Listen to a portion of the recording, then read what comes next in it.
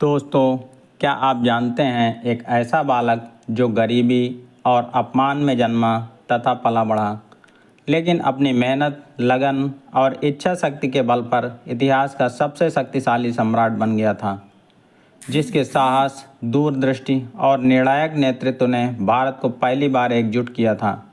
ये कहानी है चंद्रगुप्त मौर्य की, एक साधारण युवक जिसे मिला चाणक्य जैसा गुरु, जिसने यूनानियों को भारत से खदेड़ा, नंद वंश का अंत किया और जिसने खड़ा किया भारत का पहला अखंड साम्राज्य, मौर्य साम्राज्य।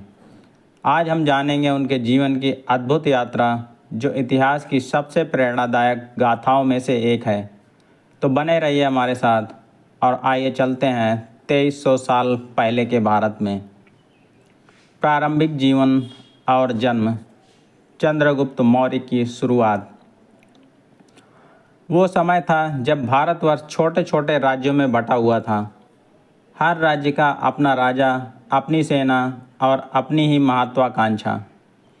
मगध उस समय का सबसे शक्तिशाली राज्य था, जहाँ शासक था धनानंद। लेकिन इसी कालखंड में एक ऐसा बालक जन्म लेता है जो न केवल धनानंद का अंत करेगा, बल्कि पूरे भारत को एकजुट करके इतिहास में अमर हो जाएगा। उसका नाम था चंद्रगुप्त मौर्य। अब सवाल ये है, चंद्रगुप्त का जन्म कहाँ हुआ?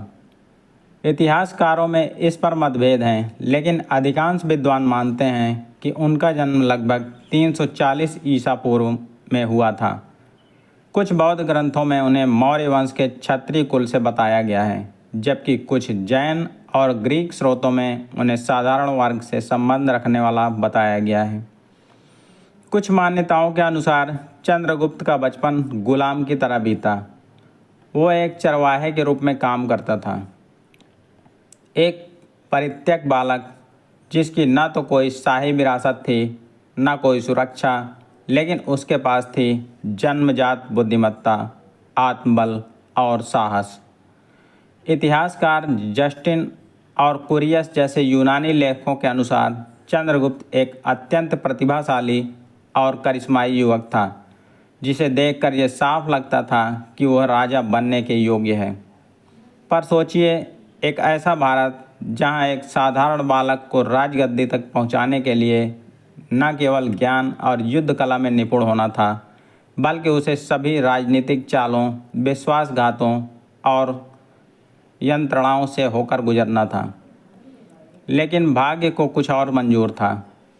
चंद्रगुप्त की जिंदगी उस दिन बदल गई जब उसकी मुलाकात हुई तक्षशिला विश्वविद्यालय से लौटे एक विद्वान ब्राह्मण से, जिसका नाम था आचार्य चाणक्य। चाणक्य, जो स्वयं मगध नरेश धनानंद से अपमानित होकर बदले की आग में जल रहे थे, उन्हें इस लड़के में दिखा भविष्य का भारत। तो ये सवाल उठता है, क्या एक चरवाहा लड़का वाकई भारत का सम्राट बन सकता था?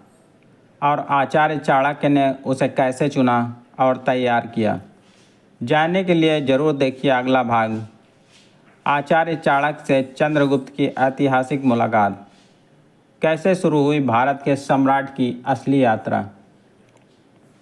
आचार्य चाणक्य से मुलाकात, गुरु और शिष्य की ऐतिहासिक जोड़ी। दोस्तों, इतिहास में कुछ मुलाकातें ऐसी होती हैं जो सिर्फ दो व्यक्तियों की नहीं होती, बल्कि एक नए युग की शुरुआत बन जाती हैं। चंद्रगुप्त और चाणक्य की मुलाकात भी ऐसी ही थी। आचार्य चाणक्य, जिनका मूल नाम कौटिल्य या विष्णुगुप्त था, तक्षशिला विश्वविद्यालय के महान आचार्य थे। वे केवल शिक्षक नहीं थे, वे एक दूरदर्शी रणनीतिकार, कुशल अर्थशास्त्री और अद्भुत राजनीतिज्ञ भी थे। एक दिन जब चाणक्य मगध से अपमानित होकर लौटे, जहां राजा धनानंद ने उनके विद्वत्ता का उपहास उड़ाया था, उन्होंने प्रतिज्ञा ली, मैं नंद वंश को नष्ट करूंगा और ऐसे योग्य शासक को सत्ता पर बैठाऊंगा जो भारत को एकजुट करेगा। इस संकल्प के साथ वे वर्षों तक ऐसे वीर, तेजस्वी और न्यायप्रिय बालक की तलाश में भटकते रहे और आखिरकार उनकी खोज खत्म हुई एक साधारण लेकिन तेज तर्रार बालक चंद्रगुप्त मौर्य पर। इतिहासकारों के अनुसार चाणक्य की चंद्रगुप्त की मुलाकात या तो तक्षशिला में हुई थी या पाटलिपुत्र की गलियों में, जहां चंद्रगुप्त अपने जीवन की कठिन लड़ाइयां लड़ रहा था।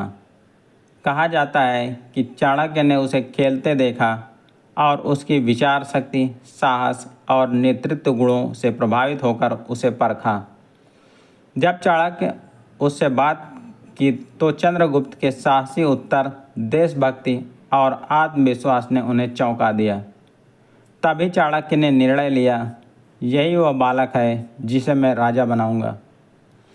वे चंद्रगुप्त को तक्षशिला से ले गए। उस समय का विश्वविद्यालय विश्व प्रसिद्ध था। यहाँ शुरू हुआ चंद्रगुप्त का वास्तविक निर्माण। उसे राजनीति, युद्ध नीति, शास्त्र दर्शन, कूटनीति और राष्ट्र निर्माण की गहन शिक्षा दी गई। चाणक्य ने उसे न केवल राजा बनने योग्य बनाया बल्कि सम्राट बनने की दृष्टि दी। चाणक्य ने उसे सिखाया, राजा वह नहीं जो सिंहासन पर बैठता है, राजा वह है जो प्रजा के दुख को अपना समझे, जो न्याय और धर्म के लिए खड़ा हो। और यह शिष्य गुरु संबंध इतिहास का सबसे शक्तिशाली बंधन बन गया। चाणक्य और चंद्रगुप्त की योजना क्या थी? उनकी शिक्षा का अंतिम उद्देश्य सिर्फ ज्ञान देना नहीं था, बल्कि मगध पर विजय प्राप्त करना, नंद वंश का अंत करना और पूरे भारत को एक शासन के अंतर्गत लाना था। और यहीं से शुरू होती है एक ऐसी योजना जो इतिहास की सबसे सफल राजनीतिक क्रांतियों में से एक मानी जाती है। अब सवाल उठता है, क्या चंद्रगुप्त वाकई नंद वंश जैसे शक्तिशाली शासक को हरा पाएगा? क्या एक गुरु और शिष्य की जोड़ी समूचे भारतवर्ष को संगठित करने में सफल होगी? जानने के लिए देखिए अगला भाग। सिकंदर महान से संघर्ष, भारत की धरती पर दो विजेताओं का सामना। अब तक चंद्रगुप्त मौर्य गुरु चाणक्य के मार्गदर्शन में ज्ञान, रणनीति और युद्ध कला की शिक्षा ले चुका था। लेकिन एक और तूफान भारत की सीमाओं को लांघकर आ चुका था। मकदूनिया का योद्धा सिकंदर महान। वर्ष था 326 ईसा पूर्व। यूनान के इस महान सम्राट ने मिस्र, फारस, अफगानिस्तान को रौंदते हुए अब भारत के पश्चिमोत्तर क्षेत्रों में प्रवेश कर लिया था। सिकंदर ने पंजाब के कई छोटे राज्यों को पराजित किया और सबसे महत्वपूर्ण युद्ध लड़ा राजा पोरस के खिलाफ, जिसे इतिहास में झेलम नदी का युद्ध के नाम से जाना जाता है। हालांकि सिकंदर ने युद्ध में विजय प्राप्त की, लेकिन राजा पोरस की वीरता से इतना प्रभावित हुआ कि उसे फिर से उसके राज्य का शासक बना दिया। ऐतिहासिक विवरण बताते हैं कि चंद्रगुप्त और चाणक्य ने सिकंदर के आक्रमण को भारत की एकता की आवश्यकता के रूप में देखा था। उन्हें स्पष्ट हो गया था कि जब तक भारत छोटे छोटे राज्यों में बटा रहेगा, तब तक बाहरी आक्रमणकारी आते रहेंगे। इसलिए उन्होंने योजना बनाई, पहले विदेशी शत्रु से निपटना है, फिर भारत को एक सूत्र में बांधना है। कुछ यूनानी लेखकों के अनुसार चंद्रगुप्त ने सिकंदर से भेंट करने की भी कोशिश की थी, लेकिन उनका प्रयास असफल रहा। हालांकि ये जरूर स्पष्ट है कि चंद्रगुप्त ने सिकंदर के विरुद्ध जन आंदोलन और राजनीतिक गठबंधन की नींव रखनी शुरू कर दी थी। लेकिन फिर क्या हुआ? सिकंदर की सेना भारत की जलवायु, स्थानीय प्रतिरोध और दूर बसे घरों से थक चुकी थी। जब वह गंगा की ओर बढ़ना चाहता था तो उसने सैनिकों ने इनकार कर दिया। आखिरकार सिकंदर को वापस लौटना पड़ा। वह भारत में केवल 2 वर्ष ही टिक सका। 323 ईसा पूर्व में बाबुल, वर्तमान में इराक में उसकी मृत्यु हुई। इसके बाद क्या हुआ? सिकंदर की मृत्यु के बाद भारत में उसकी छोड़ी हुई सेनाओं और शासकों में अराजकता फैल गई। उसके सेनापति सेल्यूकस निकेटर ने भारत के पश्चिमोत्तर हिस्से पर अधिकार जमा लिया। यही समय था जब चंद्रगुप्त और चाणक्य ने अपनी रणनीति को तेज किया। अब विदेशी आक्रमणकारी कमज़ोर हो चुके थे और चंद्रगुप्त के लिए मगध पर चढ़ाई करने का सुनहरा अवसर आ चुका था। अब सवाल यह उठता है, क्या चंद्रगुप्त मौर्य और चाणक्य नंद वंश जैसी विशाल सत्ता को हरा पाएंगे? क्या अब भारत को मिलेगा उसका पहला एकीकृत सम्राट? जानने के लिए ज़रूर देखिए अगला भाग, मगध विजय, कैसे चंद्रगुप्त मौर्य ने समाप्त किया नंद वंश का क्रूर शासन और बनाया भारत का पहला साम्राज्य। मगध विजय और नंद वंश का अंत, मौर्य साम्राज्य की नींव। सिकंदर की मृत्यु के बाद भारत की पश्चिमी सीमाओं पर शक्ति संतुलन बिखर चुका था। उधर मगध में अब भी शासन कर रहा था अत्यंत अमीर लेकिन क्रूर शासक राजा धनानंद। नंद वंश के पास था अथाह धन, विशाल सेना और शक्तिशाली गढ़, लेकिन उसके पास नहीं था जनता का प्यार, न्याय का भाव और दूरदर्शिता। धनानंद के शासन में आम जनता भारी करों, अमानवीय दंड और भ्रष्टाचार से त्रस्त थी और यहीं से चाणक्य और चंद्रगुप्त ने शुरू की एक संगठित क्रांति की तैयारी। आचार्य चाणक्य कोई साधारण व्यक्ति नहीं थे। उन्होंने केवल चंद्रगुप्त को प्रशिक्षित ही नहीं किया था, बल्कि एक ऐसा गुप्त नेटवर्क भी तैयार किया था जो राज्य की खबरें लाता, लोगों को संगठित करता और रणनीतियां बनाता। उन्होंने चंद्रगुप्त को जनता से जोड़ने की रणनीति अपनाई। नंद शासन से असंतुष्ट सैनिकों और सामंतों को अपने पक्ष में किया। धीरे धीरे छोटे राज्यों और ग्रामों पर नियंत्रण स्थापित किया। इस पूरी योजना को इतिहास में कौटिल्य नीति कहा गया, जहां युद्ध केवल तलवार से नहीं बल्कि बुद्धि, धोरण और जनमत से लड़ा गया। चंद्रगुप्त ने पहली बार धनानंद के खिलाफ एक सीधा सैन्य अभियान चलाया, लेकिन असफल रहा। उस समय तक न तो उसके पास पर्याप्त सेना थी न अनुभव, लेकिन इस असफलता ने उसे रोका नहीं बल्कि सिखाया। वो पीछे हटा, पुनः संगठित हुआ, सेना बढ़ाई और फिर एक के बाद एक मगध के बाहरी क्षेत्रों को जीतता गया। धीरे धीरे जब चंद्रगुप्त की सेनाएं पाटलिपुत्र की ओर बढ़ीं, तब तक नंद शासन की जड़ें हिल चुकी थीं। जनता स्वयं चंद्रगुप्त को समर्थन देने लगी और अंततः एक निर्णायक युद्ध में धनानंद की सेना को पराजित किया गया। कुछ कथाओं के अनुसार जब चंद्रगुप्त में महल में प्रवेश किया तो चाणक्य ने धनानंद को जीवित रहने का प्रस्ताव दिया, बशर्ते वह गद्दी छोड़कर मगध से निकल जाए। धनानंद ने घमंड त्याग कर सत्ता समर्पित की और यहीं से मौर्य साम्राज्य का जन्म हुआ, 321 ईसा पूर्व। अब चंद्रगुप्त मौर्य बन चुका था सम्राट चंद्रगुप्त और आचार्य चाणक्य राज्य के महामात्य यानी प्रधानमंत्री। ये जोड़ी इतिहास की सर्वाधिक सफल राजनीतिक साझेदारियों में से एक बन गई। पाटलिपुत्र को राजधानी बनाया गया, प्रशासन को पुनर्गठित किया गया और जनता को न्याय, सुरक्षा और सम्मान मिला। मौर्य साम्राज्य की विशेषताएं थीं एकीकृत प्रशासन, केंद्रीकृत कर व्यवस्था, सशक्त सैन्य संरचना, कृषि और व्यापार को बढ़ावा, महिलाओं और शूद्रों के लिए न्याय का अधिकार। मगध, जो कभी केवल एक राज्य था, अब बन चुका था भारत का हृदय, मौर्य साम्राज्य का मूल। अब सवाल यह उठता है, क्या चंद्रगुप्त मौर्य यहीं रुक गए या उन्होंने भारत की सीमाओं को और आगे बढ़ाकर विदेशी शत्रु से भी टक्कर ली? क्या सेल्यूकस, निकेटर जैसे यूनानी सम्राट को उन्होंने पराजित किया? जानने के लिए देखिए अगला भाग, सेल्यूकस से युद्ध और मौर्य साम्राज्य का विस्तार, जब चंद्रगुप्त ने यूनान को भी झुका दिया।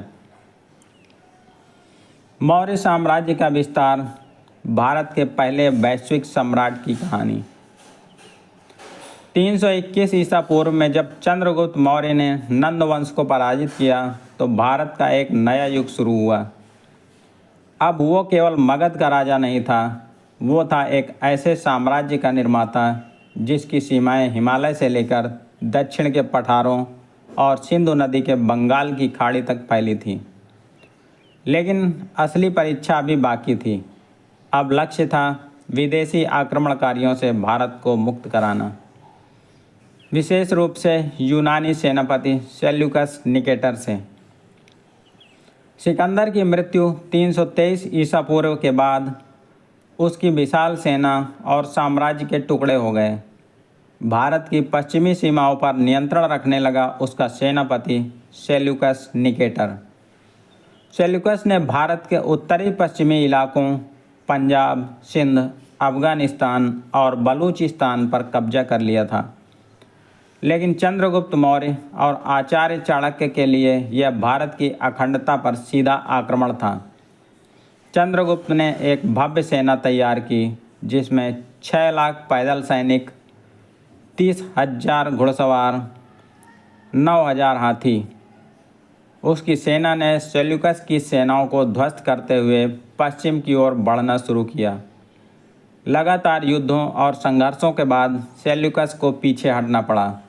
वो समझ गया कि चंद्रगुप्त को हराना संभव नहीं।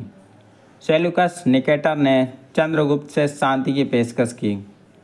एक ऐतिहासिक समझौता हुआ जिसमें सेल्यूकस ने भारत को अपने अधीनस्थ प्रदेश कंधार, बलूचिस्तान, हेरात और गंधार सौंप दिए। बदले में चंद्रगुप्त ने 500 युद्धी हाथी सेल्यूकस को दिए, जो बाद में यूरोप के युद्धों में निर्णायक साबित हुए। इतना ही नहीं, सेल्यूकस ने अपनी बेटी की शादी चंद्रगुप्त से की। ये भारत का इतिहास में दर्ज पहला कूटनीतिक विवाह था। यूनानी राजदूत मेगास्थनीज को पाटलिपुत्र भेजा गया, जो मौर्य शासन पर आधारित प्रसिद्ध पुस्तक इंडिका लिखता है। अब चंद्रगुप्त का साम्राज्य फैला हुआ था, उत्तर में हिमालय से लेकर दक्षिण में विंध्याचल तक, पश्चिम में अफगानिस्तान और बलूचिस्तान से पूर्व में बंगाल की खाड़ी तक। भारत का पहला ऐतिहासिक रूप से प्रमाणित अखंड साम्राज्य मौर्य साम्राज्य अब बन चुका था एशिया का सबसे विस्तृत और सशक्त साम्राज्य। आचार्य चाणक्य द्वारा रचित अर्थशास्त्र के अनुसार राज्य को जन कल्याण की संकल्पना पर चलाया गया। कर संग्रह, जासूसी तंत्र, कानून व्यवस्था, कृषि और व्यापार सभी संगठित थे। महिलाओं, श्रमिकों, किसानों और व्यापारियों की सुरक्षा प्रदान की गई। पाटलिपुत्र में प्रशासनिक भवन, जल निकाय, सैन्य छावनियाँ और अंतर्राष्ट्रीय बाजार स्थापित किए गए। जहां अन्य सम्राट केवल विजय चाहते थे, चंद्रगुप्त चाहता था स्थायित्व और अखंडता। उसने केवल युद्ध नहीं लड़े, उसने भारत को एक सांस्कृतिक, आर्थिक और राजनीतिक रूप से एकीकृत राष्ट्र में बदल दिया। अब सवाल ये उठता है, क्या चंद्रगुप्त मौर्य अपने जीवन के अंत तक सम्राट बना रहा, या उसने सिंहासन को छोड़कर किसी और मार्ग को अपनाया? एक ऐसा मार्ग जो सत्ता से नहीं, आत्मत्याग से जुड़ा था। जानने के लिए जरूर देखिए अगला भाग, जैन धर्म की ओर झुकाव और चंद्रगुप्त का संन्यास, सम्राट से सन्यासी बनने की सच्ची कथा। चंद्रगुप्त मौर्य भाग 6, जनता और राज्य की भलाई। मौर्य साम्राज्य के विस्तार के बाद चंद्रगुप्त मौर्य केवल एक विजेता नहीं बल्कि एक दूरदर्शी शासक बन चुके थे। उन्होंने अपने शासनकाल में जो सबसे महत्वपूर्ण कार्य किया वो था जनता और राज्य की भलाई का सर्वोच्च प्राथमिकता देना। जहां अन्य सम्राट अपने विलास और सत्ता के मद में चूर हो जाते थे, वहीं चंद्रगुप्त ने अपने गुरु आचार्य चाणक्य के मार्गदर्शन में राजधर्म को समझा और अपनाया। चंद्रगुप्त ने सबसे पहले किसानों की स्थिति सुधारने पर ध्यान दिया। खेती को संरक्षित करने के लिए नहरों और सिंचाई की व्यवस्था की गई। राजस्व नीति को पारदर्शी बनाया गया ताकि किसानों पर अनावश्यक कर न लगे। राज्य की आय बढ़ाने के लिए व्यापार और वाणिज्य को बढ़ावा दिया गया। सड़कें बनाई गईं, सुरक्षा व्यवस्था मजबूत की गई और विदेशी व्यापार के लिए रास्ते खोले गए। इससे भारत का संपर्क यूनान, फारस और चीन जैसे देशों से स्थापित हुआ। उन्होंने न्याय प्रणाली को संगठित किया, एक सख्त लेकिन न्यायप्रिय प्रशासन लागू किया गया। अपराधियों के लिए कठोर दंड तय थे, लेकिन निर्दोष को पूर्ण सुरक्षा दी जाती थी। उन्होंने स्थानीय ग्राम पंचायतों को अधिकार दिए, जिससे निर्णय जल्दी और निष्पक्ष हो सके। उन्होंने स्पाई नेटवर्क यानी गुप्तचरों का निर्माण भी किया, जिससे हर इलाके की सच्चाई राजा तक पहुंच सके। यही रणनीति आचार्य चाणक्य के अर्थशास्त्र की मूल भावना थी। चंद्रगुप्त ने तक्षशिला और नालंदा जैसे शिक्षण केंद्रों को संरक्षण दिया। ब्राह्मण विद्वान और शिल्पकारों को राज्य से सहयोग मिला। शिक्षा, कला और साहित्य में उस युग में अप्रत्याशित उन्नति हुई। धार्मिक रूप से भी चंद्रगुप्त ने सभी मतों को समान सम्मान दिया। प्रारंभ में वह हिंदू परंपराओं का पालन करते थे, लेकिन बाद में जैन धर्म की ओर झुके और भोग से त्याग की ओर बढ़े। उन्होंने राजमहलों की भव्यता को कम कर राज्य के धन का उपयोग जनता के लिए किया। अस्पताल, धर्मशालाएं, जलाशय और विश्राम गृह बनवाए। ऐसा कहा जाता है कि चंद्रगुप्त रात को वेश बदलकर नगर भ्रमण करते थे, ताकि स्वयं देख सकें कि जनता कितनी सुरक्षित और संतुष्ट है। यह एक असाधारण नेतृत्व की पहचान है। एक ऐसा सम्राट जो सत्ता का नहीं, सेवा का प्रतीक था। चंद्रगुप्त का शासन वास्तव में राम राज्य का एक जीवंत उदाहरण बन चुका था। लेकिन क्या आपने कभी सोचा है कि इतना पराक्रमी, न्यायप्रिय और महान सम्राट अंत में सब कुछ छोड़कर सन्यासी क्यों बन गया? जानने के लिए देखिए अगला भाग, सन्यास और अंतिम जीवन, जिसमें हम बताएंगे कि कैसे सम्राट चंद्रगुप्त ने दुनिया की सबसे शक्तिशाली गद्दी को त्याग कर आध्यात्मिक शांति की राह पकड़ ली। भाग 7, जैन धर्म की ओर झुकाव और संन्यास। दोस्तों, पिछले भाग में आपने जाना कि कैसे चंद्रगुप्त मौर्य ने एक कुशल शासक बनकर जनता की भलाई के लिए धर्म, नीति और न्याय का पालन करते हुए एक सशक्त और संगठित शासन प्रणाली को खड़ा किया। लेकिन एक समय ऐसा भी आया जब इस महान सम्राट ने संसार के वैभव को त्यागने का निर्णय लिया। राजनीति और साम्राज्य की आपाधापी के बीच चंद्रगुप्त मौर्य का मन धीरे धीरे आध्यात्मिकता की ओर झुकने लगा। उनके जीवन में कई उतार चढ़ाव, युद्ध, रक्तपात और सत्ता संघर्ष ने उन्हें भीतर से बेचैन कर दिया था। वे जीवन के परम सत्य की खोज में थे। इसी समय उनका संपर्क हुआ जैन धर्म के महान आचार्य भद्रबाहु से। भद्रबाहु जैन धर्म के अंतिम श्रुत केवली माने जाते थे, जिन्होंने अनेक गूढ़ धर्म सिद्धांतों को जीवन में उतारा था। चंद्रगुप्त उनके ज्ञान और त्याग से बहुत प्रभावित हुए। भद्रबाहु के सानिध्य में रहकर चंद्रगुप्त ने जैन धर्म का गहन अध्ययन किया और आत्मकल्याण की ओर प्रवृत्त हुए। चंद्रगुप्त को ज्ञात हुआ कि मगध में भयंकर अकाल आने वाला है। इस भविष्यवाणी के अनुसार भद्रबाहु और उनके अनेक शिष्य मगध को छोड़कर दक्षिण भारत की ओर चल पड़े। चंद्रगुप्त ने भी उनके साथ जाने का निर्णय लिया और साम्राज्य की सत्ता अपने पुत्र बिंदुसार को सौंप दी। यह घटना लगभग 298 ईसा पूर्व की मानी जाती है।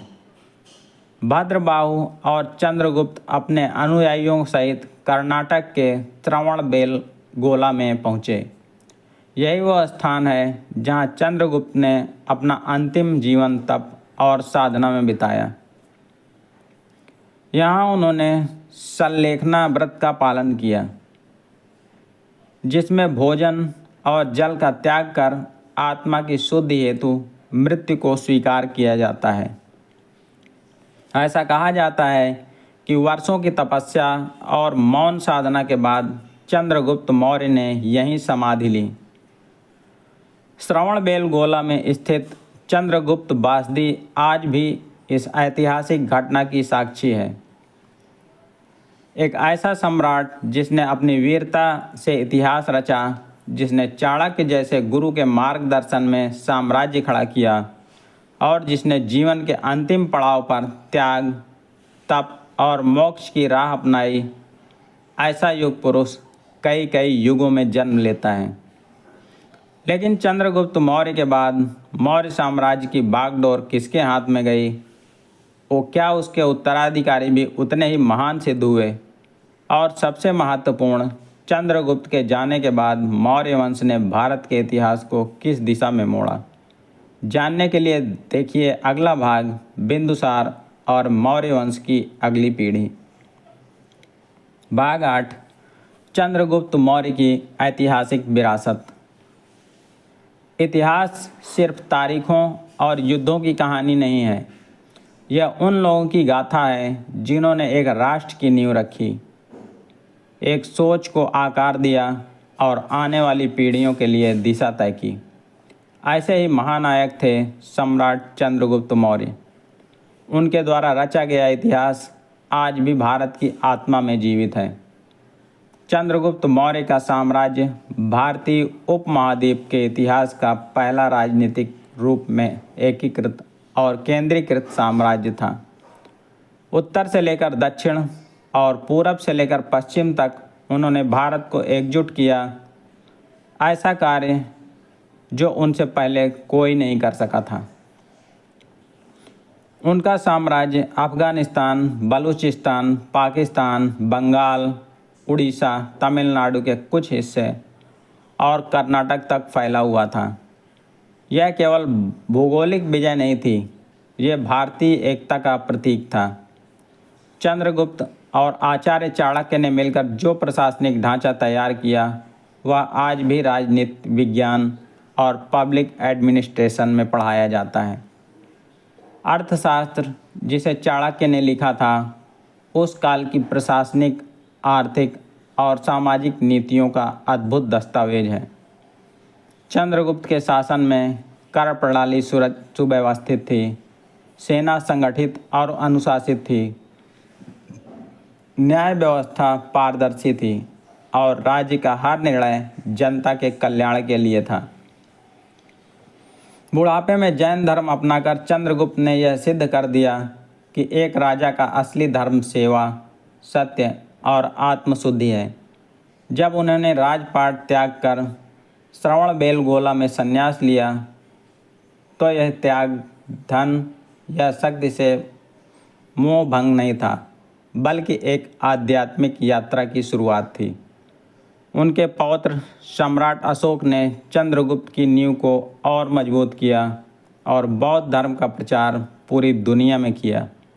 लेकिन यह सब कुछ चंद्रगुप्त की दूरदर्शिता, संगठन क्षमता और साहसिक निर्णयों के कारण संभव हुआ।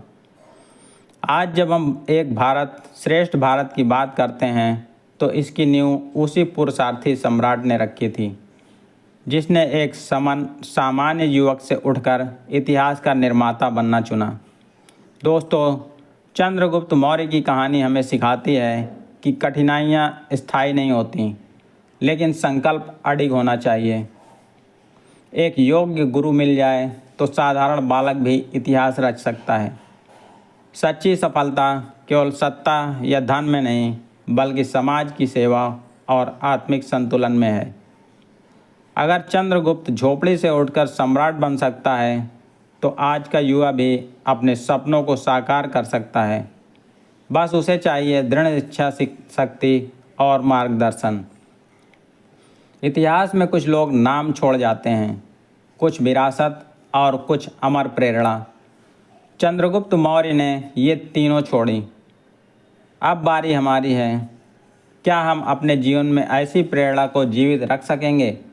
दोस्तों, अगर आपको चंद्रगुप्त मौर्य की ये जीवन गाथा प्रेरणादायक लगी हो, तो इस वीडियो को लाइक करें, शेयर करें और चैनल को सब्सक्राइब करें तथा कमेंट में बताएं, क्या आप भी मानते हैं कि एक महान गुरु और अडिग संकल्प से कोई भी इतिहास बदल सकता है। सम्राट की तरह सोचो और साधु की तरह जियो। धन्यवाद। जय हिंद।